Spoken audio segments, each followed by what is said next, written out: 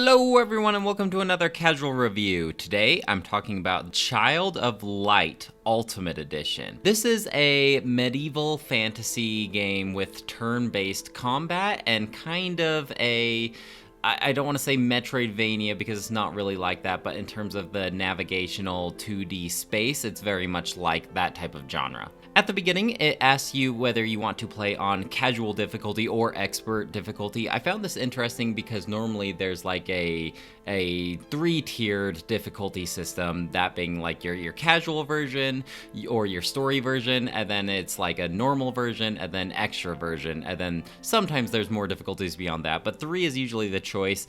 So by the wording, it made me think that casual would have been very easy, but I chose casual anyway because after all, this isn't called expert reviews, is it? Also, I just kind of was, I didn't want to be too stressed out going into this game, so I chose casual, and I actually found the difficulty to be quite fair and not too easy, at least for me. If you're a pro at these turn-based type of combat games, then maybe you might want to go expert, but actually casual is more difficult than it would lead you to believe. It basically works like maybe like Paper Mario, where if you collide with an enemy, then the turn-based combat does begin. It kind of takes you into this separate scene where you are battling. If you run into an enemy in the back, then that means that you get priority for turns, and if they attack you, then they get priority for the turns. I don't really like the combat, to be honest. The combat works where you have a progress bar at the bottom, and that's kind of for you to be able to tell whose turn is coming up next, and near the end of the progress bar is like a spell casting type of area. So if you're using a really strong spell, then once you reach that area, you are going to take a longer time to get to the end of the progress bar in order to activate your actual action. However, when you are casting in this spot, if you get attacked, then you shoot your way back to the middle of the bar, so your spell casting can get interrupted. So it adds this extra level of complexity where if there is an enemy that is already casting, maybe it would be in your best interest to defend rather than attack, because at least then you'll take less damage. Or maybe it's in your best interest to use a really fast spell so you can hopefully beat the enemy to that end of that progress and interrupt their attacks instead of them interrupting you. While this sounds interesting, I felt like the overall progress of the combat was very slow. Enemies take forever to attack, the animations feel very stilted, and I feel like the abilities themselves are rather limiting and boring. Basically, you can do a basic attack on an enemy, and for some characters in your party, this will have various effects, like maybe there's a chance to roll the enemy back on the progress bar no matter where they're at on the progress bar, or you can also cast spells, and there's different types of spells you can cast depending on your character. Your main character, I think her name's Aurora, she can cast light spells. So if you're facing like a shadowy enemy, light spells are going to do extra damage against a shadowy enemy. However, if you were to cast like a fire spell on a fire enemy, it's not going to do nearly as much damage. So that's basically your options. Now there's buffs and there's debuffs that you can cast on enemies. Mostly these affect the progress bar depending on like when you're able to do your turn. So you can send enemies back on the progress bar or increase your speed so you go faster. There's little things like that, but in terms of complexity, I don't know, I just found the combat super boring by the end of the game, and I actually felt it was very grindy, because when you're navigating through the overworld, you're going to come across a lot of these enemies navigating around as well, and I just felt, I don't know, maybe I'm the type of person that feels like I need to combat enemies that whenever I come across them, just so I'm not under-leveled, but I feel like by the end of the game, I still didn't feel like I was over-leveled, so I feel like the game developers expected you to fight every enemy that you came across, even though it technically is optional. But by the end of the game, you really get sick of these combat scenes, and it just feels like every time you get into combat, it takes like 2 minutes, even just for little basic guys, and all of this stuff can add up, and it doesn't feel very exciting. The only time that the combat felt actually interesting was during the bosses, which is basically the same thing, but at least you're not fighting the same guys in the area over and over again. Now, you do get rewarded for all of this tedious combat by leveling up. and every character in your party levels up whether they were in combat or not. This was interesting because each character has their own unique skill tree, although most of the skills in these skill trees are very similar, like increase this character's strength by 1, increase their MP by 1. And the only thing that was unique about each character is their unique abilities. Each character has maybe like 3 different abilities or spells that are unique to them, and as you go down these skill trees you can upgrade their ability to like tier 2 and then tier 3 and then maybe like a tier that their spell hits all the characters instead of just choosing one. But other than that, it wasn't that exciting and unique to level up. Also, in terms of combat, you get access to these gems called oculi, and so it's a very basic crafting system where if you combined oculi, you can make stronger oculi. And oculi are basically just little bonuses that you can equip to your characters. For instance, if you equip a red oculi, then it adds fire damage to their basic attacks. There's other ones too, like maybe there's a chance that you will paralyze an enemy. That means they're frozen on the progress bar while you attack them. But it's very basic in terms of the crafting system.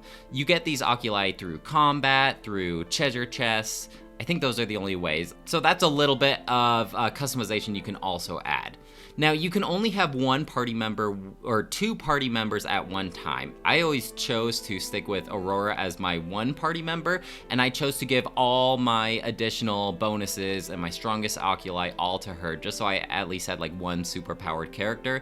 And then my second party character would rotate, but by the end of the game, I often stuck to a gnome character who was all about casting spells. So it was nice for him to have these 3 different elemental spells, and then I could learn which enemies in the area are weak to which spells, and I would make quick work of the guys after that. Now, sometimes characters are immune to spells, and in that case, I would stick to a more physical combat heavy character. I didn't really feel incentivized to try out all the different characters, especially because I could only use 1 at a time, assuming that I stuck with Aurora. Now, alongside these 2 characters, Aurora is also aided by a little wisp-looking thing called Igneous, or something like that. Igniculus, I believe it is. And Igniculus is kind of like Tails in Sonic, in the case that this game is technically could be a multiplayer game.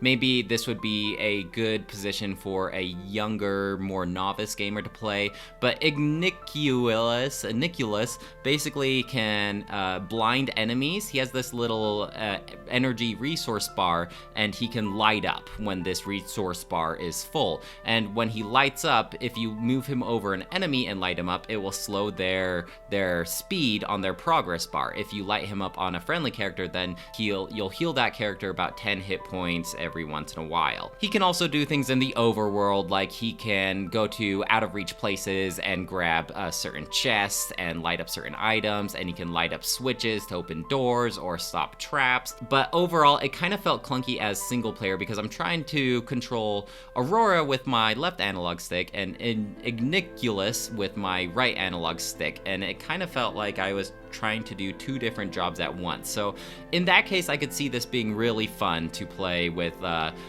person who's too stressed about failing their game. They could play as Igniculus and just kind of be a little aid for the main player. I do like the variation in party members in this game. I feel like they did a good job keeping everybody interesting and fresh visually, and you come across a lot of these different creatures and races, and more likely than not, one of these creatures is going to join your party. I feel like by the end of the game, you had maybe 10 different party members. They don't get much story time in their own, but each of them does get at least a little spotlight in terms of their motivations. Whenever a new party member is introduced to your party, after each combat, they will talk amongst each other and ask each other questions and get to learn each other. Usually this is only 1 or 2 sentences, but it at least is something to make our side characters a little more rounded. I do like in this game that everybody speaks in rhymes, even ribbing off of each other. It's kind of like you're reading a poem every time there's dialogue. It's not voice acted, it's just text, but because they stuck to this whole rhyming thing, I feel like the dialogue got a little weird, and some of the words were kind of stretches in order to make that rhyming happen. Still a fun thing though. Overall, I'm happy that they did it, but it didn't feel very organic in terms of character interactions because they're rhyming the whole time. Visually, I really enjoy the visuals of this game. It's kind of like this whole hand-drawn aesthetic with like watercolors, especially in the backgrounds. Everything looks like a watercolored painting. When the game, just looking at the game stills, it looks very beautiful. The animations look a little weird in terms of like their whole body part is moving. I don't know how to describe it. Kind of like puppet animation. It doesn't look very realistic, obviously. Yeah, the animations just kind of look stilted is the word I would use. Very stiff animations.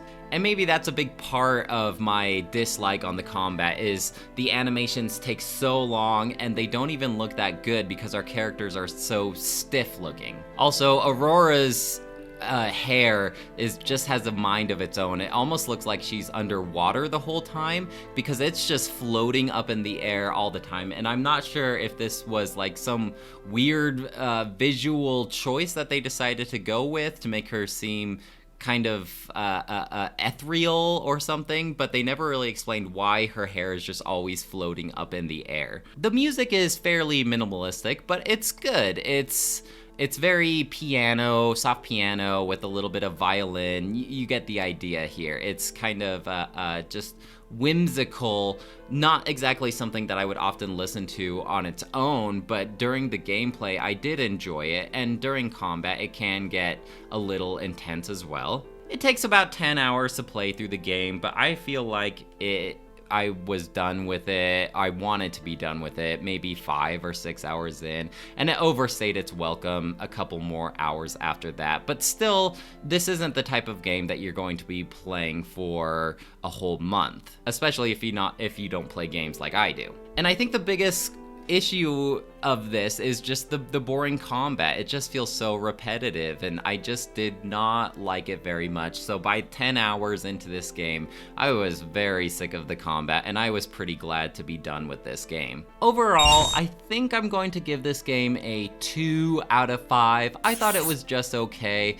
It just really bugs me because I feel like everything except for the combat about this game is up my alley. The visuals, the medieval fantasy, the exploration, it all seems like something that I would really enjoy. All the unique different characters, it seems fun, but the combat really brought this game down a peg for me. But you know, this game usually goes on sale for $5 on any of your online gaming stores, so I feel like I definitely would recommend it for $5 if what I'm saying seems interesting to you and what you see on the screen sounds interesting to you. For $5, I mean, you might as well give it a try. Maybe you will like the combat better than I did.